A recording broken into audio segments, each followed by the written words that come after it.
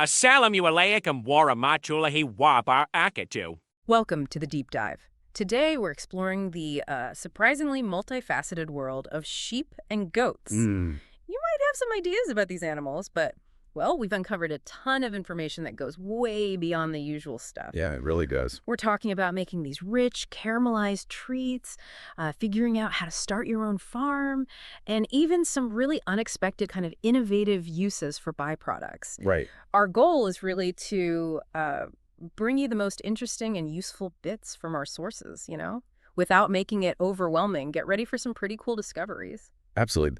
The material we've looked at gives a really wide view, doesn't it? Not just the practical side of raising them, but also their health, welfare, and all the different economic angles. Yeah. And what's really interesting, I think, is seeing how these old traditions are kind of meshing with modern techniques now. We'll try and connect those dots for you, give you a deeper sense of these, well, often underestimated animals. Okay, let's start with something delicious. One source dives right into dulce de leche, that amazing caramelized milk stuff. Oh, yeah. And while, most of us think Argentina, Brazil, cow's milk, you can actually make this with sheep or goat milk too. Exactly. In Mexico, the goat milk version, cajeta, often has cinnamon in it. It's just fascinating how this simple idea, heat milk and sugar, gets interpreted so differently everywhere. Shows real ingenuity. It really does.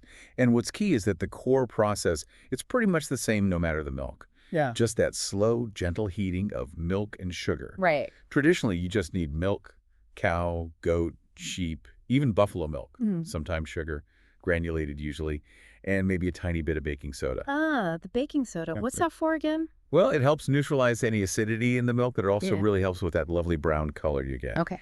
And then, yeah, vanilla or cinnamon, those are classic flavorings too. And the traditional way sounds like quite a commitment. It is. You're talking about, what, a liter of milk, a lot of sugar, maybe that pinch of baking soda, then simmering it really gently for an hour and a half to 3 hours. Yeah, easily. Yeah. And you have to stir it pretty much constantly so it doesn't catch or burn.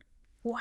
It's ready when it gets thick, coats the back of a spoon. That's about 70-degree bricks, technically speaking. 70 bricks. That sounds high. It is very high sugar concentration. That's what gives it the thickness and helps preserve it too. Okay, that makes sense. Yeah, that slow cooking is really key for the deep flavor and texture. Once it's right, you cool it down, store it in the fridge. Lasts about 2 weeks that way. 2 weeks. Or longer if you sterilize it. Exactly. If you go through the process of sterilizing it properly in jars, it can last up to a year unopened. Right. Now, for those of us maybe not quite ready for a 3-hour stirring session, Right. there are shortcuts, right? Oh, yeah, thankfully. A really common one is boiling unopened cans of sweetened condensed milk. Right, I've heard of that. It takes 2 or 3 hours, but the main thing is you must keep the cans completely underwater the whole time. Very important safety point. Okay, good tip. Any others? There's also an oven method using condensed milk in a water bath. That takes maybe an hour, hour and a half at about 200 Celsius. So, yeah, definitely quicker options available. Makes it much more doable for, everyday kitchens. For sure. And it's cool to see those regional takes you mentioned. Cajeta in Mexico, goat milk, cinnamon. Yeah, and dulce de leche in Argentina, Brazil, usually cow's milk. Then there's our quipe in Colombia, often softer, sometimes uses panela, that unrefined cane sugar. Oh, interesting. And even France has confections de lait, which is pretty similar, often served with desserts. So, okay, it tastes amazing, but what about, the nutritional side? Is it just pure sugar? Well, it's definitely decadent. Roughly, per 100 grams, you're looking at around 320 calories, about 55 grams of carbs, yeah, mostly sugars. Right. Around 7 grams of fat, mostly saturated, and then maybe 6 or 7 grams of protein. So definitely a treat. Definitely. And that brings up the difference between homemade and the stuff you buy, right? Yeah. Artisanal often have this unique texture from the hands-on cooking. The big commercial producers, they use stabilizers, automated processes. It's all about consistency. Makes sense. Predictability versus character, maybe. Kind of, yeah. Yeah. And using it. Spread on toast is classic, obviously. But fillings for pastries, like those Argentinian alfajores, Oh, yum. or just poured over ice cream. Simple, but so good. And you mentioned a pro tip. Yeah, the source suggested adding just a tiny pinch of sea salt right before it cools. Apparently, it really deepens the flavor. Ooh, I like the sound of that. Worth trying. Definitely. That little touch can make a difference. And, thinking about all that effort, transforming milk into something so culturally rich. It makes you think about the whole journey. Right, the animals themselves. Exactly, which kind of brings us neatly to the next big topic, Mm. actually starting a sheep or goat farm. Okay, yeah. This is where things get really practical and probably quite complex. It's not just, getting a few animals and putting them in a field, is it? Not at all. The sources we looked at really hammer home the need for a solid business plan. Right, covering everything. Pretty much. Market analysis, the technical side of farming, management, legal stuff, social impact, and definitely the financials, things like net present value, internal rate of return. Okay, NPV and IRR. Those sound serious. For someone maybe not familiar, what are those measuring? Sure. So MTV, net present value, basically looks at the profitability of the whole thing by comparing the value of money today versus the expected income in the future. Gotcha. And IRR, internal rate of return, that's like the estimated percentage return you might expect on your investment. Really key stuff for any business, farming included. Crucial. And the scale matters too, right? Hobby farm versus full-time income. Hugely. You need to be realistic. Is this just a side thing, maybe helping cover its own costs? Or are you aiming for this to be your main livelihood? Because small scale can be tough financially. Yeah, the sources suggest that smaller operations, say maybe 2 to 5 acres, often struggle to turn a real profit unless they plan incredibly carefully and have multiple income streams. Diversification is key. Right. Because that initial investment, it's probably pretty hefty. It really can be. You've got land costs, fencing, which we'll get into housing, maybe milking gear, Plus the animals themselves, equipment, feed, vet bills. labor, marketing. It all adds up fast. So understanding your market opportunities is vital from the start. Absolutely vital. Are you going for dairy, selling raw milk, maybe cheese, yogurt, even Well, soaps? For meat, like direct cuts, whole animals, sausages. Exactly. Or maybe it's breeding stock or fiber wool, mohair, maybe hides. Agritourism is another growing area, even selling manure. Don't knock the manure market. It's valuable fertilizer. The point is, the more potential income streams you have, the more robust your business can be. Okay, so let's talk land. 2 to 5 acres as a starting point. Is that a hard rule? It's more a rough guideline. The key things are secure fencing, especially for goats. They are notorious escape artists. You need good, tall fences, maybe 4 or 5 feet. Right, sturdy ones. Definitely. Plus, shelter, reliable fresh water, and space to store feed properly. And the housing itself, just a basic shelter. Needs to be more than basic, really. Protection from weather is obvious, but also enough space, think maybe 15 to 20 square feet per adult. Clean, dry bedding is crucial. And separate areas. Ideally, yes. For kidding or lambing, for sick animals, for quarantine when you bring new animals in. Good drainage is important too, and dedicated feed storage within or near the housing. Okay, back to fencing. Goats need 4 to 5 feet. What kind of fencing works best? Woven wire. Woven wire is a good standard, yeah, at that height. Electric fencing can be a really good addition, or even primary in some setups, but you have to check it constantly. Right, make sure it's working. Is woven wire expensive? The initial installation can be pricier than electric, yeah. And you still need to maintain it, check for breaks, keep it tight. Electric needs that constant power source and regular checks on the charge. Trade-offs either way. And then predators. That's got to be a worry. Depending where you are, absolutely. It's a big one. You might meet guardian animals, dogs, donkeys. Llamas work well. Really? Donkeys? Yeah, they can be very protective. Secure barns or pens for nighttime are often essential. Motion-activated lights, alarms, even just working with neighbors on watching out for each other. Sounds like a multi-layered defense strategy. It often has to be. And then there's the basic equipment you just need. Oh. Feeders, waters, making sure they're clean and accessible. Handling equipment like chutes or pens to manage the animals safely. And if you're doing dairy? Then you need milking machines, maybe pails if it's small scale, crucial cooling tanks for the milk, and potentially processing gear if you're making cheese or yogurt yourself. Plus, lots of cleaning and sanitation supplies. Always. Okay. Now, choosing the right breeds. This feels like a massive decision. It is.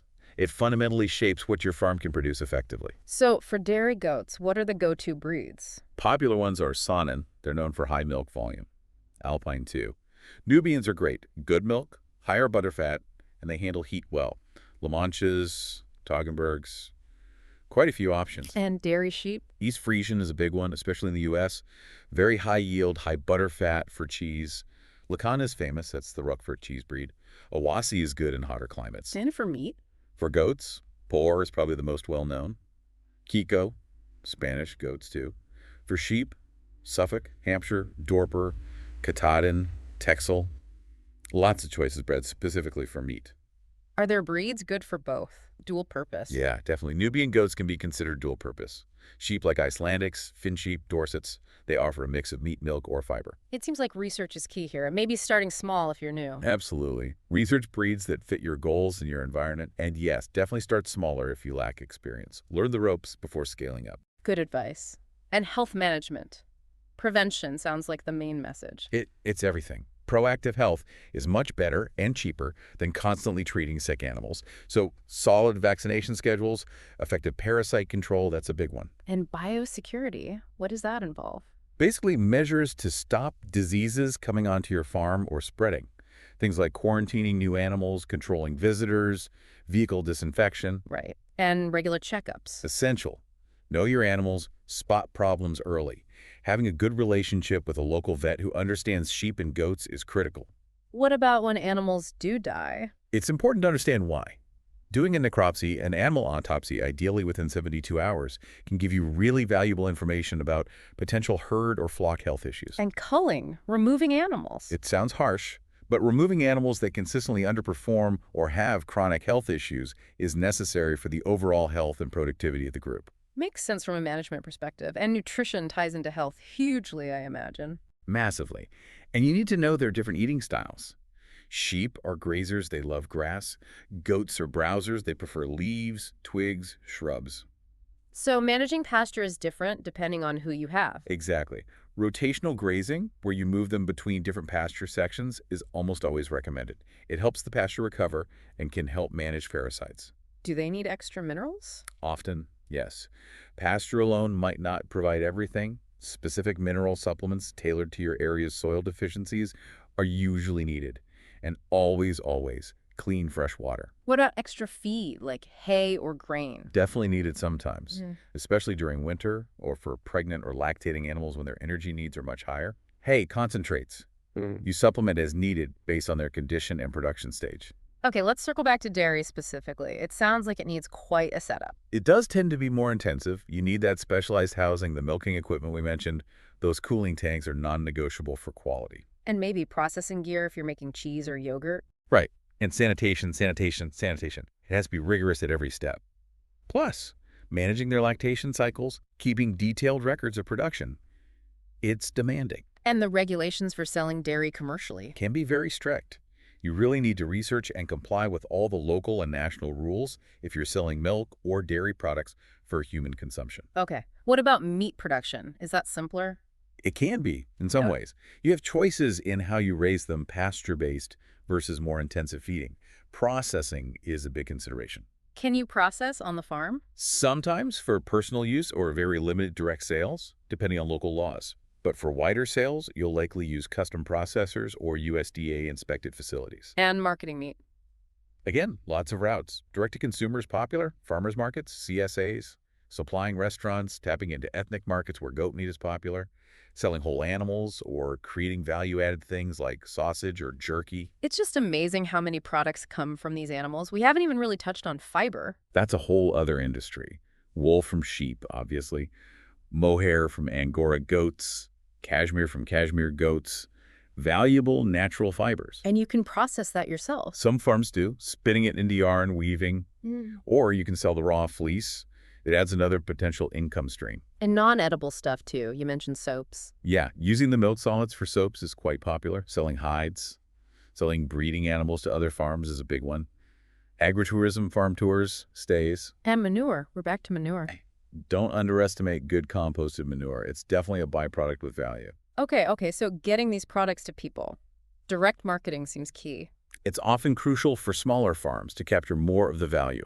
Farmers markets, CSA boxes where people subscribe for regular deliveries. Having a little shop on the farm, selling online. All great strategies. And that value-added processing we keep mentioning, turning milk into cheese, meat into jerky, fiber into yarn, that is often where the better profit margins are. It requires knowing the rules, right? Absolutely. Anytime you're processing food or other products, you need to understand and follow all the health and safety regulations. No shortcuts there. Regulations, yeah, always there. The sources mentioned Finland's rules as an example. Yeah, just to illustrate that wherever you are, there will be official hoops to jump through.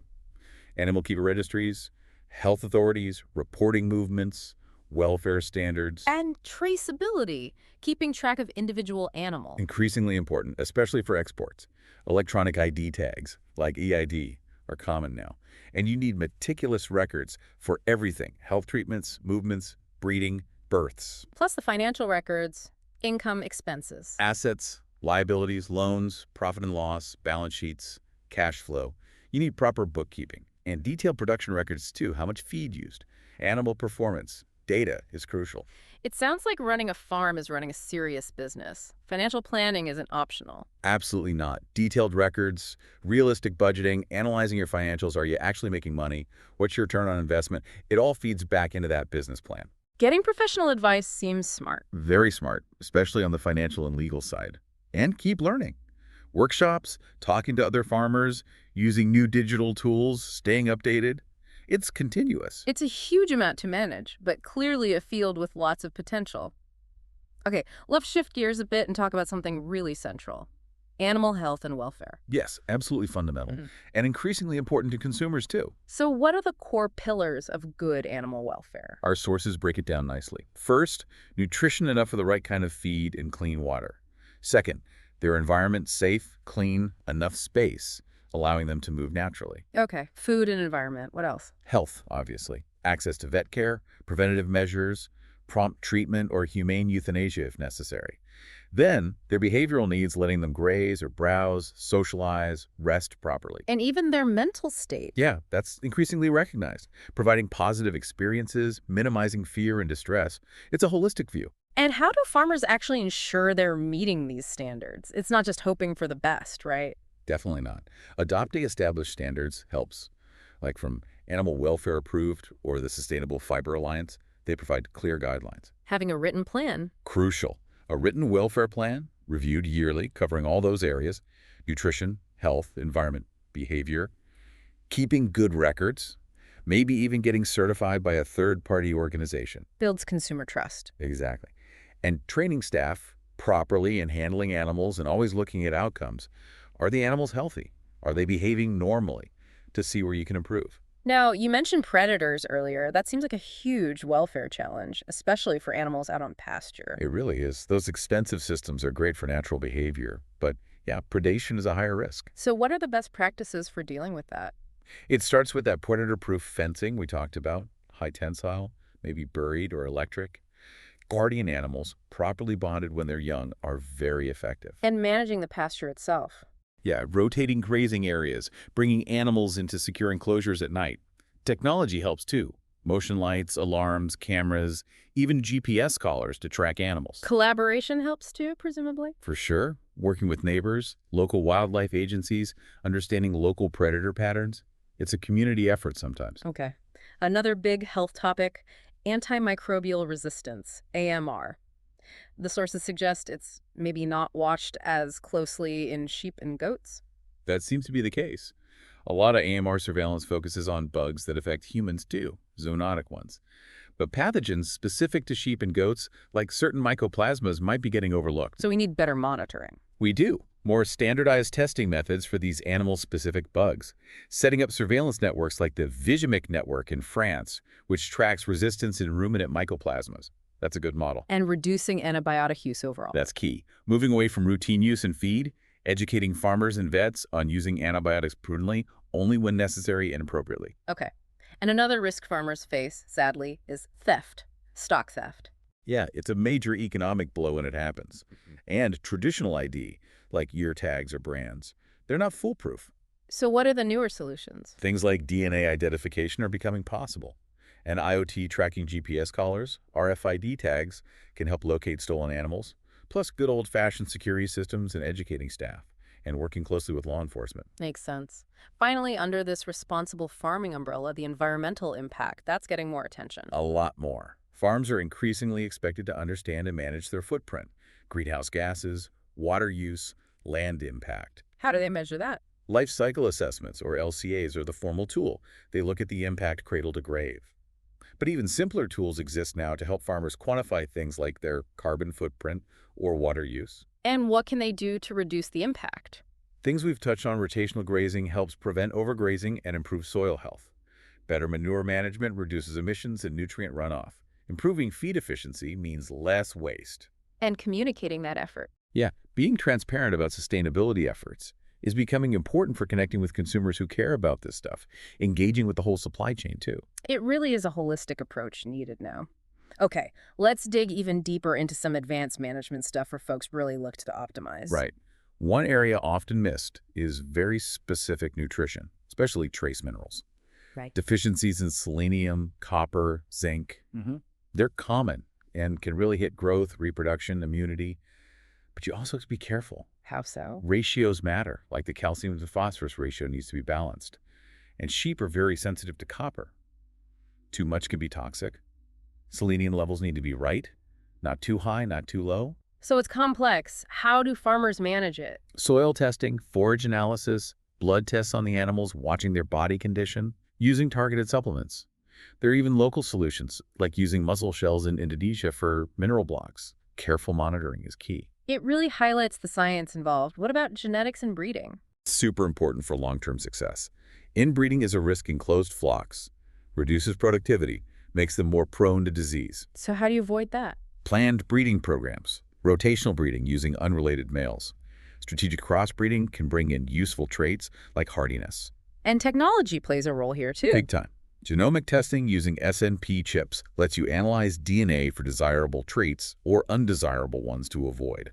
Digital record-keeping tools like Herdmaster or Sheep Tracker help manage pedigrees and track breeding values, EBVs. Estimated breeding values. They predict the genetic merit of an animal for specific traits, like growth rate or milk yield. Helps make smarter breeding choices. Conservation efforts matter too. Gene banking. Community sire networks to keep diversity up. Fascinating mix of old husbandry and new tech. Climate change is another huge factor now, right? Adapting to that. Massive challenge. Heat stress, drought, unpredictable weather. Farmers have to adapt. What kind of strategies help? Providing shade, using misters or cooling systems if possible. Planting drought-tolerant forages. Managing water carefully. Using weather forecasts and early warning systems, and breeding for resilience, selecting animals that naturally handle heat better or resist parasites that thrive in changing climates. And the people side. Labor and passing the farm on. Critical issues, especially for family farms. Having clear standard operating procedures, SOPs, helps train new staff. Apprenticeships can bring in new talent. And formal succession planning, legal plans for transferring ownership is crucial, but often neglected. Market access is another challenge you mentioned. Getting into better markets. Yeah, small farms can struggle to reach premium markets, organic, halal, direct farm to table. Cooperatives can help, giving more bargaining power. Direct marketing, like CSAs or online sales, bypasses intermediaries. Certifications help too. Certified humane, non-GMO, etc. And farmer mental health. It's a tough job. Incredibly tough. Isolation, stress, financial pressure, it takes a toll. Support networks are vital groups like the Farm Stress Assistance Network. Workshops on stress management, financial planning. Getting support is key. Regulations again. Food safety rules keep changing. They do. Things like HACCP plans, hazard analysis. Critical control points are essential if you're doing any processing. Robust traceability systems for tracking treatments, movements, sales. They're needed to comply with laws like FSMA in the US or EU rules. Technology adoption. Sounds like there's potential, but also risks. Exactly. Lots of cool IoT sensors available now, but cybersecurity on farms is often weak. Using secure farm management software, thinking about data security. It's becoming necessary as farms get more connected. Automation is growing too. GPS collars, robotic milking. What about wool? Specific challenges there. Yeah, demand for coarser wool has dropped. Finding processors can be hard sometimes. Some farms are trying vertical integration, connecting directly with artisans. Marketing the story, the sustainability. Finding niche markets. And getting vet care in rural areas. Can be really difficult. Vet shortages are real. Mobile clinics from vet schools help sometimes.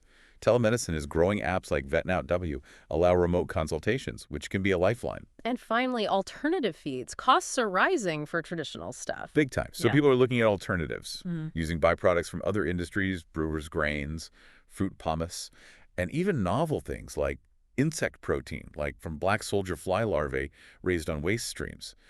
Lots of innovation happening there. Wow. It is just layer upon layer of complexity and innovation. Okay, let's boil it down to a really core question. Goats versus sheep. If someone's thinking of starting, what are the absolute key differences they need to weigh up? Great question. Comes up all the time. And yeah, the sources lay out some key distinctions. Grazing style is a big one. Right. Goats browse, sheep graze. Exactly. Goats go for the bushes, the woody stuff, need those tall, strong fences. Yeah. Sheep prefer grass, softer plants. Rotational grazing is really beneficial for sheep pasture management and parasite control. What about hardiness or health differences? It's nuanced. Sheep seem less prone to certain tick-borne diseases. Goats might carry a slightly higher risk of some foodborne pathogens, but sheep seem to bounce back faster if feed runs short for a bit. Okay. Reproductive and milk potential, that's got to be a major factor economically. Huge. Some sheep breeds, like East Frisian, tend to have more lambs per birth than most goats. Dairy goats often milk for longer, maybe 10 months, giving 2-3 liters a day. But sheep milk is richer. Generally, yes. Dairy sheep like East Frisian or Lacan produce milk with much higher butter fat, 6 to 8% sometimes. That's gold for cheesemakers. And fiber, of course, wool from sheep, mohair cashmere from goats. Right. Different markets, different processing. So bottom line, ROI, return on investment, is one clearly better? Not universally, no. It really hangs on your scale and market. Goats might pencil out better for small-scale, direct-to-consumer meat or milk, especially breeds like Nigerian dwarfs, high-value milk. Sheep might have the edge for larger operations targeting wool, or especially those premium cheese markets where that high solids milk commands a good price. Yeah. Think East Frisian milk solids value. So it depends. Okay, specific dairy breeds then, if milk is the goal. For goats, Saanen for high volume, good temperament.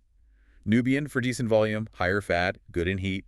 La Mancha, moderate yield, hardy, compact. Those are top contenders. And for sheep dairy. East Frisian for top yield and fat, though maybe more delicate. Lacan for that super rich Roquefort-style milk, plus they shed wool, which can be handy. Owasi for hot climates, good dual-purpose option too. So again, matching the breed to your specific situation is critical. Absolutely. Your goals, your climate, your market, it all plays in. And the sources suggested ways to boost ROI regardless of choice. Yeah, things like hybrid systems, maybe crossing dairy ewes with meat rams to get good lambs. Value-added products are always key. Goat soap, sheep yogurt, managing health proactively, rotation for sheep parasites, maybe tannin-rich forage for goats. Yep. And direct marketing, agritourism, maximizing every angle. Smart planning, finding your niche. Okay, we have covered so much ground, but there's one last area the sources touched on that sounds really interesting: specialty byproducts. We're going beyond milk, meat, and fiber now. We really are. There's a big push to find value in everything, what used to be considered waste. Edible offal is one area. Like liver, heart, kidneys. Exactly. Spleen, lung, tongue, brain, tail, ears, even blood. These are nutrient-dense, used in traditional foods globally, sausages, pâtés, even supplements. Things many might not think of as primary products. What else? Functional ingredients, using proteins from byproducts to make things like hydrolyzed proteins or peptides. What are they used for? All sorts. They can have bioactive properties, boost flavor, act as thickeners, emulsifiers, foaming agents in food processing. Enzymes, too, like rennet for cheese, often come from byproducts. And whey, the liquid left from cheese making. Huge potential there. Making symbiotic drinks like kefir, fermenting it, adding probiotics, creating shelf-stable whey drinks with added benefits like antioxidants, finding new value streams. Turning waste into, well, not waste, any really novel uses. Definitely. Things like platelet-rich plasma, PRP, from blood that's being looked at for regenerative medicine, gelatin and collagen from bones and connective tissue used everywhere, food, pharma, cosmetics, even using crop residues more effectively as feed. It's really this circular thinking, using everything. Fascinating. So as we wrap up this massive deep dive on sheep and goats, what are the big takeaways for you? What should listeners really remember? I think, firstly, just the incredible diversity. The range of products, the economic angles, it goes so far beyond what most people probably imagine. Milk, meat, fiber, yes, but also all these byproducts, manure. It's vast. Yeah, that really struck me too. Secondly, how interconnected everything is. Yeah. Breed choice affects feed needs, affects health management, affects product quality, affects marketability. Yeah. It's all linked. You can't manage one bit in isolation. Right. And finally, I guess, that successful, sustainable farming today needs this blend. You need the traditional knowledge, yes, but also embracing modern science and tech, having solid business sense, and a real commitment to welfare and the environment. It's complex. Absolutely. It's been eye-opening seeing the journey from, raising the animal to maybe making that complex cajeta or simple wool scarf. So much goes into it. Okay, here's a final thought for you, our listener, to chew on. With this growing focus globally on sustainability and ethical food and all these cool innovations in using byproducts, what do you think the future really looks like for farming sheep and goats? What's next? Definitely something worth thinking about. And if any specific part of our deep dive today really grabbed you, please explore it further. Thanks for joining us on the deep dive.